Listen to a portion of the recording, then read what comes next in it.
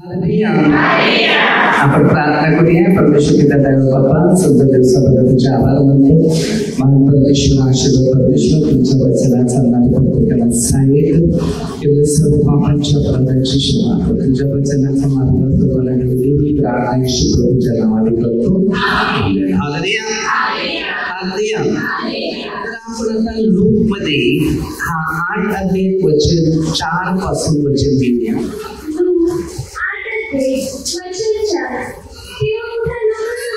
तेव्हा मोठा लोकसमुदाय तो एकत्र जमलेला असता तिकडे गावोगावचे लोक त्यांच्याजवळ आलेले असता तो दाखला देऊन म्हणाला, पेरणारा आपले बी पेरायला निघाला. आपले बी म्हणजे काय? स्वतःच्या जीवनामध्ये आता तुमच्या जीवनात काय चांगलं घडले, चांगलं काय बनले, चांगलं घडणार आहे, चांगलं घडत चाललेलं आहे, त्या विषयावर तो लक्ष. तसं प्रभू येशू ख्रिस्त ज्या परमेश्वराने त्याला हक्क, अधिकार, कार्य आणि जबाबदारी दिली होती, ही जबाबदारीला तो घेऊन निघाला. तर हा जो आपला मार्ग जो आहे परमेश्वराने आपल्याला दिलेला, तो मार्ग आपल्या प्रत्येकाकडून झालाच पाहिजे. काय सांगते? तो पेरत असताना काही बी वाटेवर पडले, ते तुडवले गेले, त्या आकाशाच्या पक्षाने ते खाऊन टाकले. आता पक्षी म्हणजे नक्की काय? तुम्ही येशूमध्ये, तुम्ही वचनात आहे, परंतु तुम्हाला वचनापासून दूर करणारा कोणतरी व्यक्ती पाठीशी. आता जर तुमच्या पाठीशी व्यक्ती आहे, आता तुम्हाला शिकायचंय की मला देवापासून कोणतरी दूर करण्याच्या हेतूने, मग मला आता या बाबतीत कसं सावध राहायचं हे शिकायचं. बी वचन आहे, लक्षात ठेवा.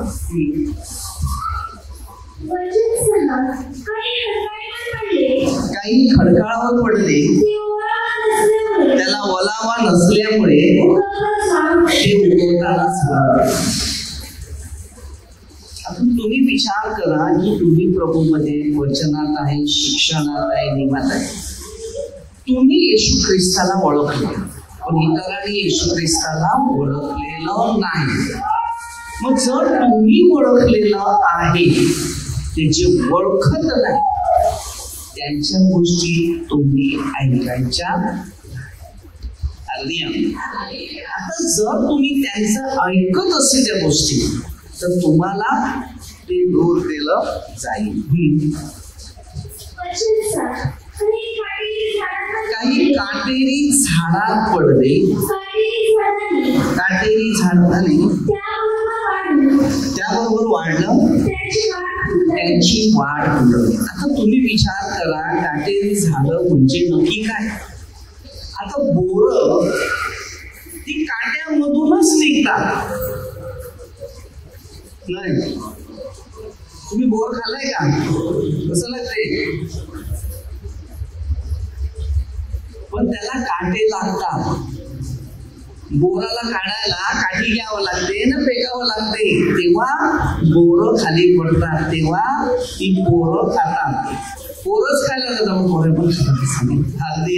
एक शिक्षण त्याला आम्ही म्हणजे चोरून खायचे तेव्हा असे.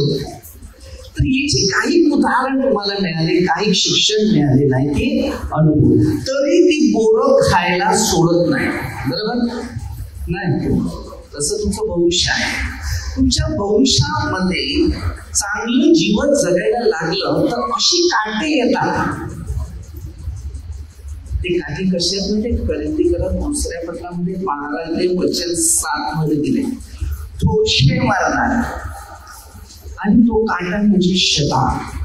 हा काटा तुमच्या जीवनामध्ये कार्य करायला लागला तर तुम्हाला हळूहळू देवापासून दूर करायला लागेल. कुठून?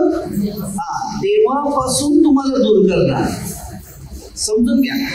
मग आपण तिथे लक्षात आणायचं. कारण येशूने काटे घेऊन निघाला, ते मी दुसऱ्या डोक्यावर घेऊन निघाला. बरोबर ना? काय भार, आपल्या सगळ्यांचं टेन्शन त्याने नेलं आणि शेवटी त्याला तो काट्याचाच मिळाला. बरोबर? यस आहे. दुःख म्हणजे काटे. आपल्या जीवनाची जी दुःख असतात ना त्याला बोलतात काटे. ते टोकतात. कोणी बोललं, कोणी सतावलं, कोणी दुखावलं, कोणी निराश करून ठेवलं, असं आहे ते काटे टोकतात आपल्याला. त्या काट्याने आपल्याला काहीच होत नाही. फक्त त्या काट्याला काढायचा कसा प्रयत्न करायचा हे शिक्षण. आणि ते काटे जर बाहेर काढायचं असतील तर पहिल्या परमेश्वराला आवाज द्यायला लागेल, हाक द्यायला लागेल. परमेश्वराला हाक द्यायला लागेल, आवाज द्यायला लागेल. त्या काट्यातूनच तुम्हाला पुढे निघावं. ते बोर कसं काढतात बरोबर त्या पिकलेल्या बोराकडे जायला लागते. त्याला काटे असतात, हळूच करते काढावं लागते. काढल्यानंतर तो धूत नाही, तो पहिला बघतो का जरासं तोंडात टाकतो. नाही, त्या बोराच्या आतमध्ये अद्याप एक त्याचे बिया असतात. ते किती कडक असतात. तुम्ही विचार करा, एक आंबट वस्तू खायची ना, त्याच्याबरोबर दातामध्ये जे कडक लागलं काय करणार, तरी सुद्धा त्याच्या आधी काही मुश्किल होत नाही.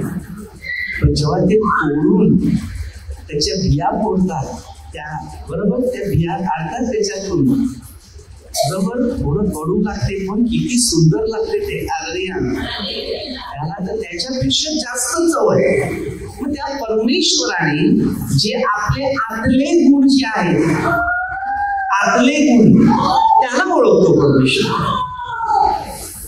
तुम्हाला नाही ओळखत.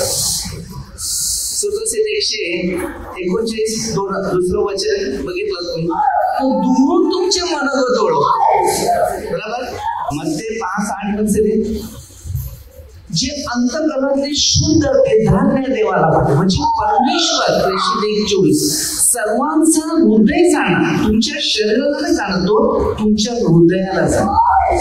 हे हृदय जे आहे ते पहिल्यांदा कशा प्रकारे बनवायचं आहे आणि कशा प्रकारे ते मजबूत ठेवायचं त्याकडे पहिलं लक्ष द्यायचं.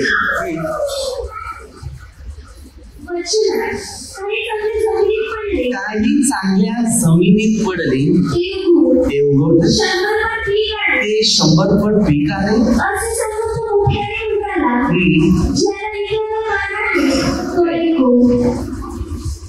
आता जो मनुष्य देवाबरोबर राहिलेला आहे, वचनात राहिलेला आहे, शिक्षणात राहिला, तो पीक देतोच देतोच, म्हणजे कार्य करतोच करतोच. कारण मत्तेमध्ये 16 ते 24 वचन मध्ये वचन दिले, माझ्या मागे यायचं असेल तर स्वतःचा वधस्तंभ उचल आणि पुढे चल. हे वधस्तंभ नक्की काय? स्वतःचा जो हक्क आहे देवाने दिलेला अधिकार, तो मला दिलाय, मला करायचं आहे, मला पुढे जायचं पलीकडचा.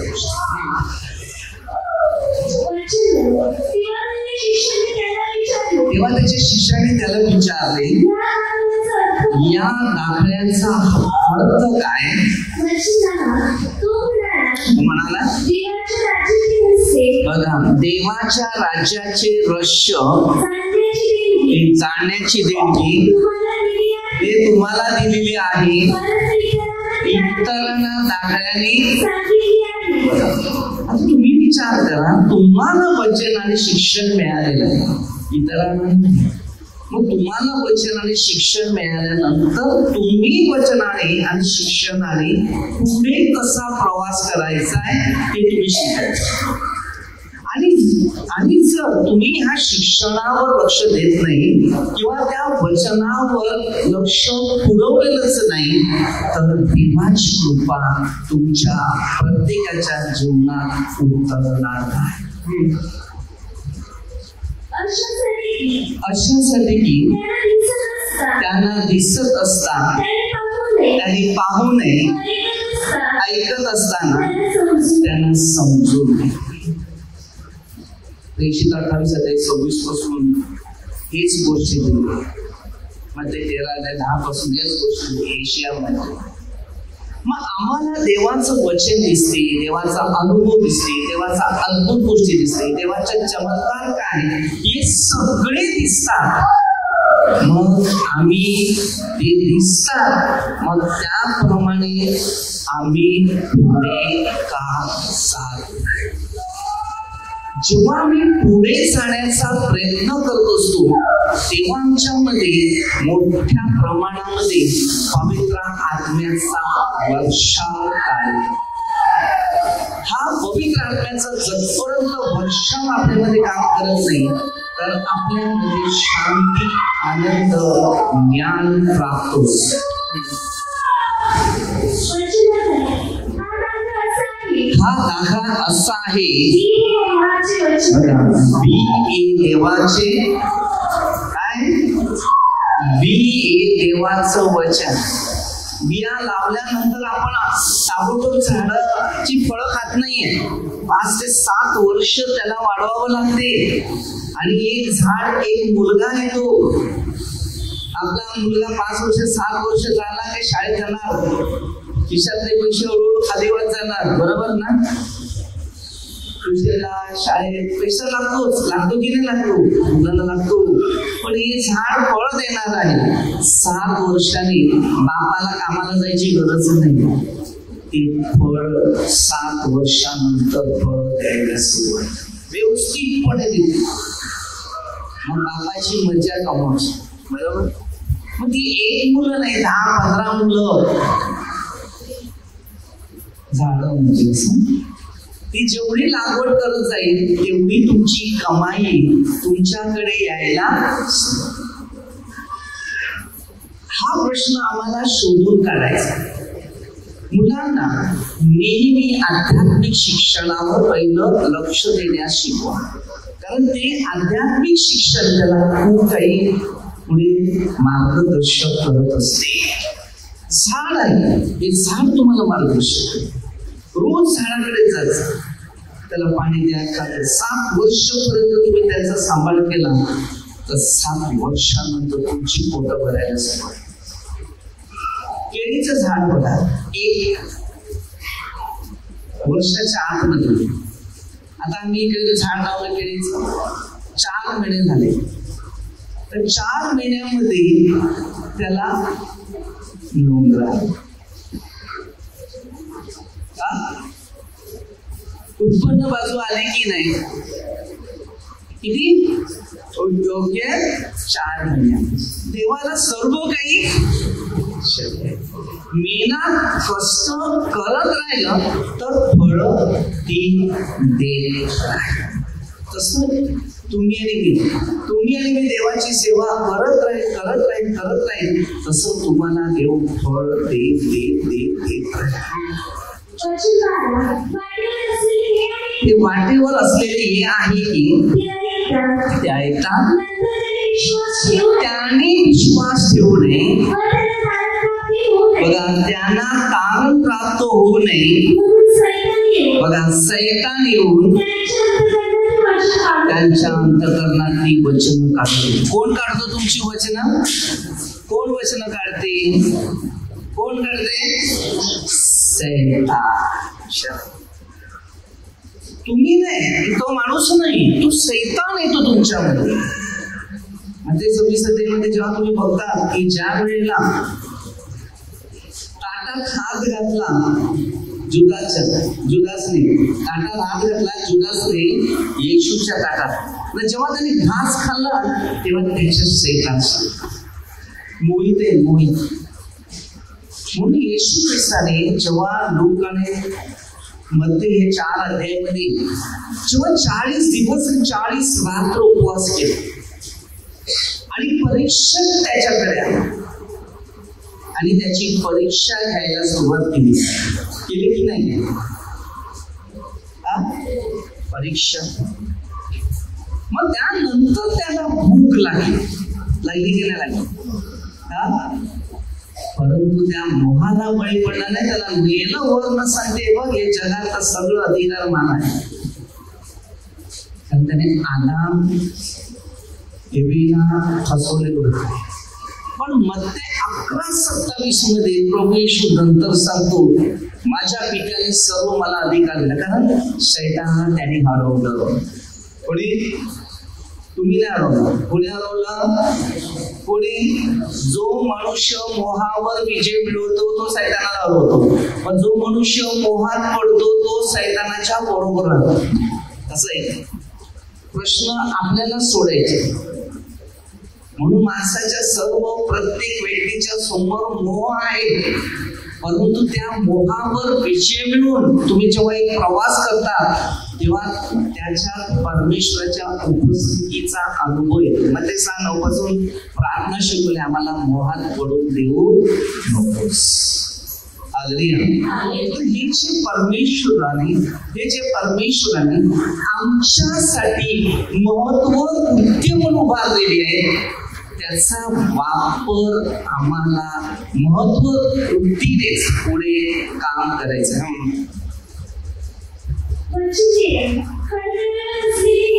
ते खडकाळावर असलेलं हे आहे की ते ऐकतात, ते आनंदाने ग्रहण करतात. बघा ऐकायला खूप वाटते, सगळ्यांना ऐकायला वाटते, बरोबर की नाही?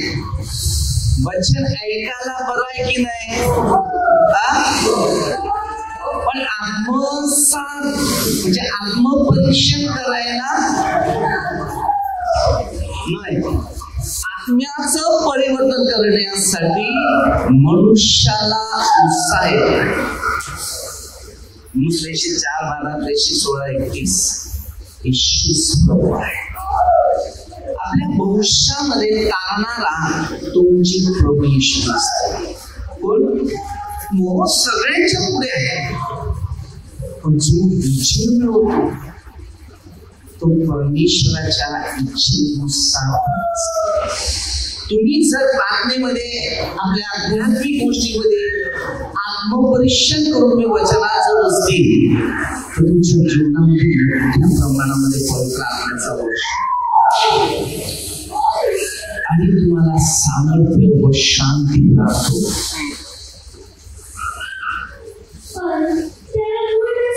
त्याला मूळ नसते, ते काही काळापर्यंत विश्वास ठेवतात, त्या परीक्षेच्या वेळेला ते माघार घेतात, परीक्षेला पुढे जातात. याकोब पण बोलतो, पेत्र पण बोलतो, सोन्याची पारख याकोबाच्या पत्रामध्ये स्पष्ट आपल्याला भाषांतर पहिल्यांदापासून सुरू की नाना प्रकारच्या परीक्षेमधून मला प्रवास करा. देवाच्या राज्यामध्ये पहिल्यांदा यायला खूप बरं वाटतं, उत्साह वाटते, परंतु हे टिकून ठेवणं फार कठीण झालं. तुम्ही विश्वासात आणि सामर्थ्यात आणि अभिषेकात तुमचं जीवन प्रवासित झालं पाहिजे की त्यांच्याशी तुम्ही होते तसे मी पण होता. खूप कठीण परिस्थितीतून जावं लागलं मला एका हर संकट आली, दुःख आली, समस्या आली, टेन्शन आली, मानसिक तणावाला, अस्वस्थपणा आला, परंतु आज इतक्या वर्षामध्ये मी सेवा करतो, परंतु कधीही मी पैशाची किंवा कोणत्या वस्तूची अपेक्षा केली नाही. केली कोणाकडे? सगळं देवाने हे केलेलं आहे, करते आणि पुढे पण करते. एजेकियल 34:15 हे परमेश्वराचं काम आहे. या कामामध्ये परमेश्वर स्वतः काम करतो. तुमच्या प्रेषित 1:24 सर्वांचं हृदय जाणारा परमेश्वर आहे आणि तुम्हाला प्रत्येकाला एक एक परमेश्वर एक जबाबदारी दिली. ती जबाबदारी तुम्हाला पाळायची असते आणि तुम्ही त्यास पाळत. जो पाळतो त्याला समजते की देवाचं राज्य अशा मोठ्या प्रमाणामध्ये कार्य करते. आज आपल्यामध्ये अनेक प्रश्न आहेत ते सोडत सोडत सोडत सोडत सोडत आहेत. हे बघा गलितीकराचं एक साप की देवाचा उपवास होत नाही. देवाने तुमच्यासाठी महत्व, अद्भुत, चिन्ह, चमत्कार, कर्म हे केलेले मार्ग आहे. परमेश्वरी अद्भुत चिन्ह चमत्कार दिलेली आपल्यामध्ये एक जबाबदारी आहे की आपल्याला प्रत्येकाला करणं गरजेचं आहे आणि कर्तव्य करणं जरुरी आहे. हे देवाचं वचन आहे आणि हे वचन आपल्या प्रत्येकामध्ये ना आत्मपरीक्षण करून करता पॉवरफुल परमेश्वर दिलेली आपल्या सगळ्यांना दिलेली आहे. तुम्हाला आत्मा आहे ना, तुम्हाला मनुष्यात जाती धर्म जात कुठल्याही नसतं. परमेश्वरी सगळ्यांना आत्मा दिलाय आणि सर्व जीव आहे ना तो परमेश्वराचा आहे. फक्त तुम्हाला समज आली पाहिजे की आम्ही परमेश्वरचं राज्य कोणत्या पद्धतीने, कोणत्या मार्गाने, कोणत्या शिक्षणाने, कोणत्या नियमाने पुढे देता आला पाहिजे. हा संकट जे आहे त्याला पार करायचं असेल, पुढे जायचं असेल तर पहिलं एकाच व्यक्तीकडे पहिलं लक्ष द्यायला लागेल, ते म्हणजे परमेश्वर. आणि जो प्रभूच्या नावामध्ये धावतो, चालतो, वचनात आहे, शिक्षणात आहे, नियमामध्ये, तो सामर्थ्यामध्ये, तो अभिषेकामध्ये, तो अद्भुतमध्ये, चमत्कार, परमेश्वरच्या नियमात, परमेश्वरच्या गुणात, तो तुमच्यामध्ये मोठ्या प्रमाणे कार्य करत. मी लोकांना एकच सांगतो, तुमच्या जीवनात ज्या समस्या आहेत तुमच्याकडे देव नाही. जर देव जर थोडी लहान आहे तर समस्याकडे लक्ष नाही. समस्या तुमच्या पार झालेली आहे आणि परमेश्वर तुम्हाला मोठ्या प्रमाणामध्ये आशीर्वाद देतो. हा दाखला एवढा सुंदर आहे.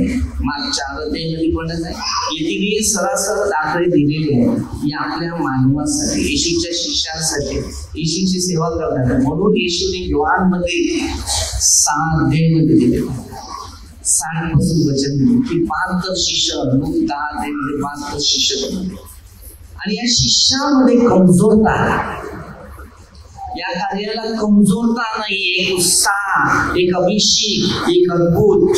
ज्या व्यक्तीविषयी तुम्हाला कमजोरता वाटते त्यासाठी पहिली प्रार्थना सुरू कर. या माणसाच्या जीवनात दुःख आहे त्यासाठी पहिले तू प्रार्थना सुरू कर. 8 दिवसानंतर त्याचं उत्तर शोध की देवाने आपली प्रार्थना ऐकली. येशूने स्वतःसाठी बलिदान दिलेलं आहे तर तुम्हाला पण स्वतःसाठी, दुसऱ्यासाठी तुम्हाला बलिदान स्वतःसाठी लागायचं. मग ते काय, जो स्वतःसाठी जगतो तो मरतो आणि दुसऱ्यासाठी जीवन जगतो तो बसतो. मग ते 16:24 स्वतःचा बदल संभवचं माझ्या बाई. प्रभू येशू दुसऱ्यासाठी बलिदान झालेलं आहे. दुसऱ्यासाठी तुमचं जीवन दुसऱ्यासाठी पाहिजे. पवित्रमध्ये दुसऱ्यासाठीच आणि एका बाळाला या पृथ्वीवर जन्म दिला तो आपल्यासाठी. तिच्या छोट्या परिस्थितीमध्ये देवाच्या आज्ञेनुसार तिचं भविष्य परमेश्वराने एक मजबूत बनवलं आणि तेच अशासाठी बनवलं की ते परमेश्वराचा मार्ग पूर्ण करावा. त्यांनी मार्ग मागे नाही ठेवला. येशू ख्रिस्ताने योहान 14:6 मध्ये मार्ग, सत्य, जीवन मी आहे. आज ज्या मार्गामध्ये येशू ख्रिस्ताने तुमच्यासाठी योजना बनवलेली आहे,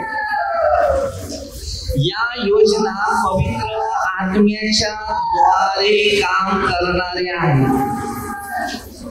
वचनाने आणि शिक्षणाने या दोघांनी आपल्याला पुढे जायचं. बाहेरचा दिखावा आपल्याला कामाला येत नाही, तर परमेश्वरने आतून जे दिखावा बनवलेला आहे, जे आतून माणसाला बनवलेलं आहे, जे आतून घडवलेलं आहे, तेच फक्त माणसाला पुढे घेऊन दाखवायचं. बाहेरचं रूप कोणाला नाही. किती तोंडाला पावडर लाव, किती एखादा माणूस बघा आरशामध्ये जातो, सकाळी उठला का पहिला आरशाला बघतो ना, तेव्हा तुमचा मूड खराब होते. कारण तुमच्या चेहऱ्यावर सगळी पाप असतात, तेव्हा चेहरा विद्रूप असते की नाही. म्हणून स्वतःशील 4:4 आणि स्वतःशील 32:5. मनात जर तुम्ही पापांची कबुली केली तर तुमच्या पापांच्या अपराधांची परमेश्वराने तुम्हाला क्षमा केली. रात्री झोपताना सब्दभर मनाचा विचार करा. अंतराळ पडल्या आपल्या मनाचा आचार विचार स्वच्छ करा. कधी कधी आम्हाला हा 4 विचार समजत नाही, त्यामुळे आमचं भविष्य आम्हाला स्वतःला कळत नाही. आमचा अंत जवळ आल्यानंतर आम्ही डायरेक्ट सांगू शकतो का आता मी स्वर्गात जाणार आहे. नाही. स्वर्गात जाण्याच्या अगोदर पहिल्यांदा पश्चाताप करावा. एखादा मनुष्य आजारी असतो, त्याला संधी आहे आणि एखाद्या माणसाला अटॅक येतो, त्याने पश्चाताप केला असेल, तो कुठेतरी कामाला आहे. आणि नाहीतर अचानक माणूस संपतो, त्याला संधी मिळत नाही, पश्चाताप असते. जो येतो तसाच प्रभूचा दिवस येणार आहे. तो कधी आपल्याला उचलून येईल पता नाही, परंतु त्या अगोदरच पश्चाताप करत राहायचं. मार्ग 1:15 मध्ये वचन असेल, काळ कधी 5:16 वेळेचा सदुपयोग कर, दिवस वाईट आहे. वेळ आपली कधीच संपायला माहिती नाही. आपण पटकन संपला, दिवस संपले. ओके, दिवस संपले नाही, दिवस संपायचे आहेत. आमच्या जिंदगीचे दिवस संपत चालले. आज बघता आपण वाढदिवस, बरोबर, वाढदिवस नाही, दिवस वाढलेले कमी होत चालले, आयुष्य कमी होत चाललं. वैवृत्ती काय झाली, वाढत चालली. म्हणजे माणूस या पृथ्वीच्या जागेमध्ये राहणारी व्यक्ती आहे, तो आता या पृथ्वी सोडून देवपित्यांच्या घरात जाण्याची तयारीत असतो. वाढलेले दिवस, वाढदिवस, तेव्हा त्यांनी पश्चाताप करून राहायचं. मग ती वेळ, समय, काळ पश्चातापामध्ये. समजलं? या जीवनामध्ये चालत असताना, मार्गात असताना, नियमात असताना, वचनाचं पालन करत असताना वेळ आणि पश्चाताप. प्रभू येशू या पृथ्वीवर आला, तो पश्चातापासाठी आला, दुसरं कशासाठी आला? ना धर्म बदलायला, ना धर्म परिवर्तन करायला, असं नाही. आमची जे शैतानाच्या हातामध्ये आमचं शरीर आणि जीवन बांधलेलं आहे, त्याला सोडायला. आदामापासून, हेवेपासून जी सुरुवात होती, त्यावेळेला येशू ख्रिस्त आला, मानव उतरला. त्यांना सांगितलं की या सर्व मानवाला तू मुक्ती दे. किंवा ती 16 आणि 17 वचन मध्ये दिली. परमेश्वराने जगावर एवढं प्रेम केलं, एकुलता एक पुत्र पाठवला, जो पण त्याच्यावर विश्वास ठेवतो त्याचा नाश नाही, तर त्याला सार्वत्रिक जीवन प्राप्त होतं. आता सार्वत्रिक जीवन मध्ये काय, योहान 17:3 तसं दिलं. आता त्यामुळे त्याने दाखले दिले. मग तुम्ही वचनावर आहे, शिक्षणावर आहे, नियमावर आहे, आणि जर मार्गावर आहे तर तुमच्या भविष्यामध्ये देवाची कृपा तुमच्या पाठीशी. आपल्याला कोण स्वर्गात नेते त्याच्याकडे पहिलं लक्ष द्या. देवापासून दूर करते त्याच्याकडे लक्ष देऊ नका. ते शैतान एक आत्मा आहे आणि वो आत्मा आपल्याला दूर करत असतो, आपल्याला देवाजवळ नेतो. हळूहळू बघा, हळूहळू दुःख येतात, समस्या सगळं त्याच्यातूनच पुढे नेतो. असं नेत नाही. त्या संकट तुम्हाला आल्याशिवाय देवाचं राज्य भेटत नाही.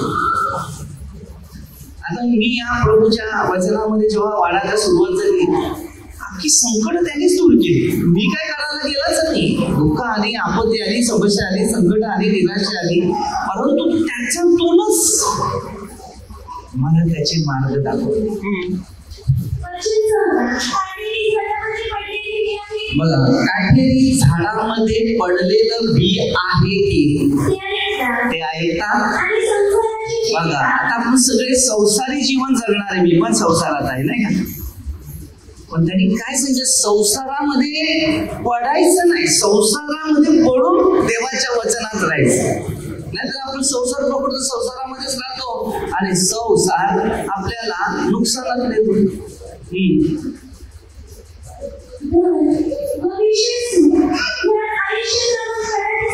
बघा, धन पाहिजे, पैसा पाहिजे, वस्तू पाहिजे, हे करायचं ते. अरे, याकोबाच्या पत्रामध्ये सरळ सांगितले, आपण वाप आहे. धनाच्या मागे लोक नाही, लोभाच्या मागे नाही. कारण ती कधी रोजची भाकर मिळाली ना. बघा, कोणता कावळा तोंडामध्ये चोच, बरोबर, चोच आहे ना, तोंडामध्ये त्या चोचीमध्ये तो पैसे घेऊन निघालेला होता का दुकानात जायला? मासळीची पाठी घेऊन चाले डोक्यावर आणि ते एका घरावर जाऊन तो बसला राहतो, बरोबर. आणि ही मासळीची पाठी घेऊन नाक्यावर विकायला चालली नाही. आणि तो उडत येतो आणि तो वरून बघतो कसा आहे, कोणता आहे, मेणाचा आहे का, व्हायल्याचा आहे का, चालण्या कवीचा आहे का, 15 भावांचा आहे का माहिती नाही, पण काहीतरी मग तो येतो आणि बघतो काय, हो मस्त आहे, जातो आणि बसनवारी वस्तू उचलून येतो. आईला बरोबर की नाही?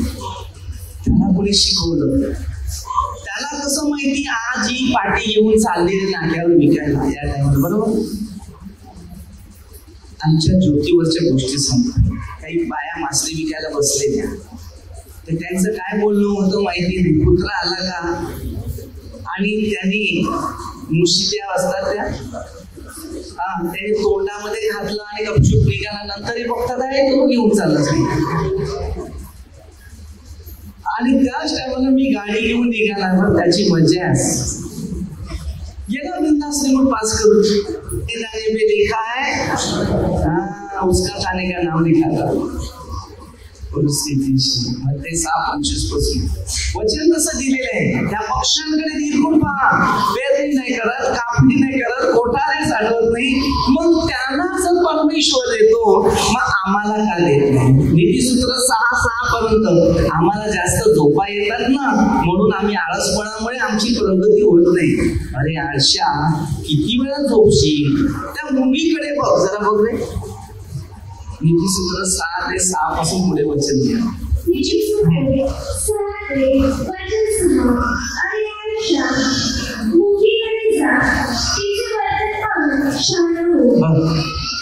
एवढी हुशार आहे मुंगी. या लाद्या पुढून बाहेर उतरते ती, तिचे दात आहे का काय? अरे मावरं कापायचं असेल ते दात, हे आपली काठी आहे ती वाजवायला लागते. आमचे दात जर काय खायचं प्यायचं असेल ते ब्रशाने दात घासायला लागते, कोलगेट, बरोबर? यांच्या पुढे दाताला कोलगेट लावलाय.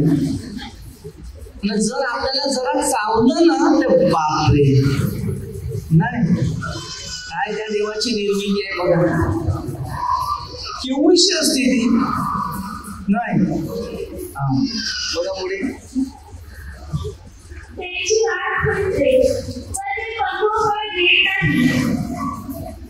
आपली वाढ का खुंटते, बरोबर? ती फळं का देत नाही? योहान 15:1-10 वचन दिले. फळं द्या, तुम्हाला देवाने निवडले, तुम्हाला देवाने काम करा. योहान 15:16 तुमचं काम तुम्ही करा, तुम्हाला फळं द्यायची आहे. तुमची फळं परमेश्वराच्या राज्यात ठेवायची आहेत आणि तेच तुमच्या भविष्यात तुम्हाला उपयोगी येणार. आपलं जीवन देवाला द्या, आणि जर हे देवाला दिलेलं असेल तर देवाची कृपा आपल्या जीवनात कार्य करणार आहे. चांगल्या मातीत पडलेलं हे आहे की ते वचन ऐकून चालत चांगल्या अंतःकरणात धरून ठेवतात, ते बियाणे फळ देतात. ती गोष्टीच्या आहेत, ते शिक्षणाच्या आहेत. तुम्ही मनात धरून ठेवले मला हे काम करायचंय करायचंय करायचंय करायचंय करायचंच आहे, ते करत राहा. आता मी जर या जबाबदारीचा निर्णय घेतला की मला ही सेवा करायचीच करायची करायचीच, सेवा करायला स्वार्थ लागत नाही, नम्रता न लेन हा प्रश्न लागतो. ते एका सूत्रामध्ये 6 पासून एका मुंगीकडे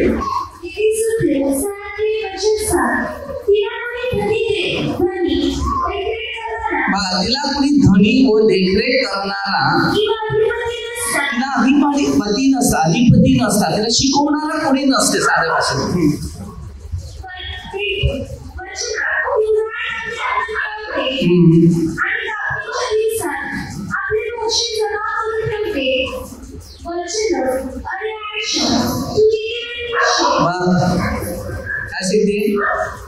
अरे आळशा, तू किती वेळा झोपत राहशील?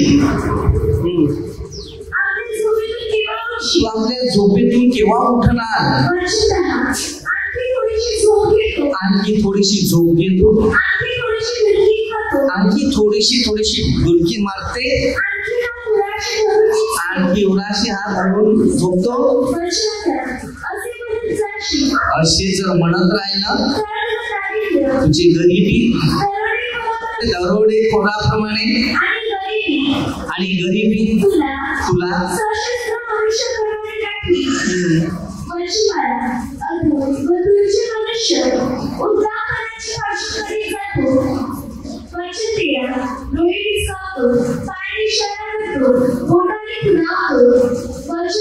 त्याच्या दुरापणा असतो, तो दुष्कर्माची योजना करीत असतो, तो वैमनस्य पसरवतो. आज तुम्ही स्वतः विचार करा, आपल्यामध्ये गुण चांगले नाहीत तेव्हा वाईट जास्त आहे, बरोबर ना? म्हणून पहिल्यांदा आपल्याला देवाच्या सहवासात आणि सानिध्यात राहण्याचा प्रयत्न करत राहायचा. आणि जसं तुम्ही प्रयत्न करत राहते तेव्हा तुम्ही पुढे जाते. म्हणून म्हणजे 6 ते 25 पासून त्या पक्ष्यांकडे लक्ष द्यायला सांगितले. सकाळी रोज सकाळी पक्षी तुम्हाला उठवतात, हा उजेडला, त्यांनी काय सांगितलं बघा, त्या पक्ष्यांकडे निरखून पहा. त्याला गळ्याचा काटा नाही, तुमचं गळ्यात कदाचित सेल गेलेले आहे, अरे गळ्याची बेल नाही वाजली म्हणून आज उठलो नाही. यांना कोणती घड्याळ लावून ठेवलेली आहे तिकडे, त्याला कोणत्या कलरचा कोणत्या नंबरचा चष्मा लावलेला आहे. एकदा लॉकडाऊन मध्ये एक व्हिडिओ आलेला माझ्याकडे, करोना माहितीये ना, तर कोणी ना त्याला नारळाची कवच लावलेली कुत्र्याच्या तोंडाला. तो काहीतरी त्याच्यात असंच काय लिहून आला, 800 लाट आल्या ना तरी करोना येणार नाही सांगते. काय सांगितलं? 800 लाट जरी आली ना तरी कोरोना येणार नाही, कारण तो कडक होता. अरे कुत्र्याला करोना निघाला ना, तुम्हाला करोना झाला? माणसाने सांगितलं म्हणून करोना झाला तो, कारण नाही तसं सांगितलं. लोकांची विचार मानवावर चाललेले देवावर नाही. ते बघ तिकडे आहे बघ सेविका, करोना झालाय सांगते ना, आधी घाबरत. डॉक्टर सांगितलं, देवांनी नाही सांगितलं, बरोबर की नाही? आहे ना देव. कोरोना गेला, सगळं बिझनेस आहे. लक्षात ठेवा, जीवन आणि मरण एकाच्या हातात आहे. तुमची ऍग्रीमेंट त्याच्या हातात आहे, बाकी कोणाच्या हातात ऍग्रीमेंट नाही. जेवढा माणूस माणसाच्या मध्ये दासप्रमाणे आवडत असेल, माणसाच्या बाबतीत सावध. ज्याची वेळ आली ना त्याला कुठेही ठेवा, 0 पॉइंट मध्येच आहे.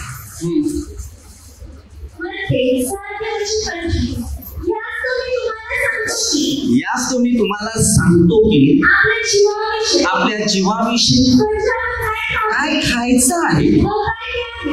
आता तुम्ही इकडे प्रार्थनेला आले तेव्हा घरून विचार करून आलेले का काय खायचं आहे की काय नाही? आलेले नाही ना? मग इकडे खायला मिळालं की नाही? काय काय खाल्लं? आज दात जास्त घासून आलेले नाही ना? अगदी तो किती मान आहे, विचार केलेला होता का? पहिल्यांदा तुम्ही विचार केलेला एवढं चांगलं खायला देव देणार आहे आपल्याला. त्याची 34-15 नेहमी पाठ करा. आपल्या शरीराविषयी म्हणजे आपण काय बांधरावे, काय ठेवावे याच्या चिंता करायला बसू नका. अन्नापेक्षा जीव, वस्त्रापेक्षा शरीर अधिक आहे की नाही? आकाशाच्या पक्ष्यांकडे निरखून पाहता, ती पेरणी करत नाही, ती कापणी करायला जात नाही, ती कोठारा साठवत नाही, तर तुमचा स्वर्गीय पिता त्यांना खायला देतो. श्रेष्ठ आहे. विचार करा, कापणीच्या टायमाला ना बरोबर मुंग्या जातात आणि ते भरून ठेवतात. मग आता आपल्याला काय करावं लागते? आता 90 दिवस झाले का पूर्ण कापणी करायला सुरुवात होईल, बरोबर ना? तसं आहे ते. मग त्यांना खायला देते, मग आपल्याला का देते? आपण देवाबरोबर जात नाही म्हणून आपण कमजोर आहे.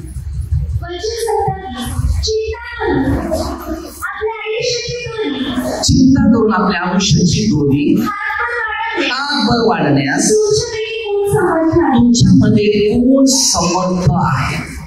आपल्यामध्ये कोण आहे का भविष्याचे दिवस वाढवणारा? कोण नाही, एकच आहे, त्यालाच माहिती वार दिवस कसे. म्हणून 4 वार महिने सणाचे काळ याची तुम्ही पाठ तुमच्यासाठी केलेली निष्ठा व्याध आहे. हे आध्यात्मिक जीवनामध्ये वार सण काळ हा सण आहे, आध्यात्मिक वार आहे, आध्यात्मिक महिने, आध्यात्मिक वर्ष आहे, आध्यात्मिक जीवन आहे. आता वस्त्राविषयी का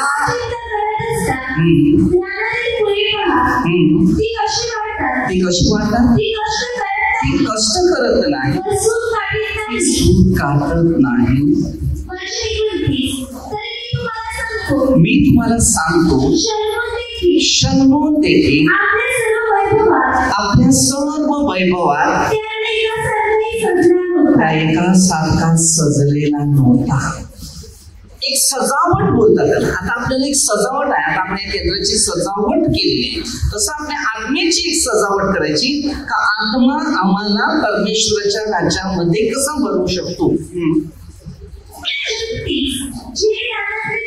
ते रानातले गवत आज आहे, ते उद्या भरती पडते.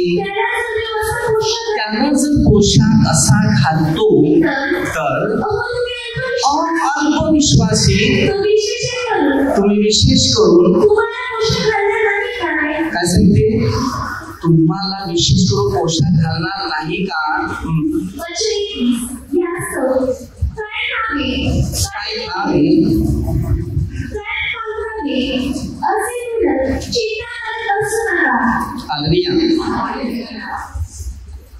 आता तुमच्या जीवनामध्ये एक लक्षात आणायचं आहे. हालेलुया. काय खायचं आहे, काय प्यायचं आहे याची चिंता करीत बसू नका. आता तुम्ही चिंता नाही करत बसले, पण तुम्हाला देवाने दिलं खायला, कमी नाही केलं. या सगळ्या गोष्टी मिळवण्याची धडपड हे पराष्ट्रीय लोक करत असतात. या सगळ्याची गरज आहे. त्या परमेश्वराला माहिती आपल्याला काय पाहिजे ते त्यांना माहिती. त्यावर बरोबर भूक तो देतो, ताण तो देतो, इच्छा तो तयार करतो, त्याला माहिती आहे. मग त्याला जर माहिती आहे तर आपल्या जीवनामध्ये त्याचा वापर जो आहे तो आपल्याला पहिला आत्मपरीक्षण करायचा आहे. पहिल्याने राज्य, देवाचे राज्य मिळवायचा प्रयत्न करा. त्याचे नीतिमत्व ते मिळवण्यासाठी त्यांच्या बरोबर या सगळ्या गोष्टी मिळतील. बघा आपल्याला काय शिकायचं आहे, काय बनायचं आहे, काय घडायचं आहे याकडे लक्ष द्या. जास्त उद्याची चिंता करू नका. उद्याची चिंता उद्याला, ज्या दिवसाची दुःख त्या दिवसाला. आपल्या ज्या दिवशी दुःख आले तिथे सांभाळ, पलीकडे जाऊ नका. हालेलुया. जी दुःख जी आहेत ना ते तिथेच सांभाळून ठेवा. रोजचे दुःख वाढवू नका. आज झालं तर आजच, उद्याला नका विचार करा. म्हणजे उद्याला वाढत गेलं तर उद्या तुमच्या मागे लागेल, मग तुम्हाला त्रास होईल, दुःख होईल, टेन्शन होईल, मानसिक तणाव. आपलं जीवन फक्त परमेश्वराला द्यायचं. आता आपण छोटीशी एक प्रार्थना करूया. परमेश्वर त्याला सुंदर दिवस दिल्याबद्दल तुझे आभार मानतो. महान परमेश्वर तुझ्या वचनाचा आनंद प्रत्येकाला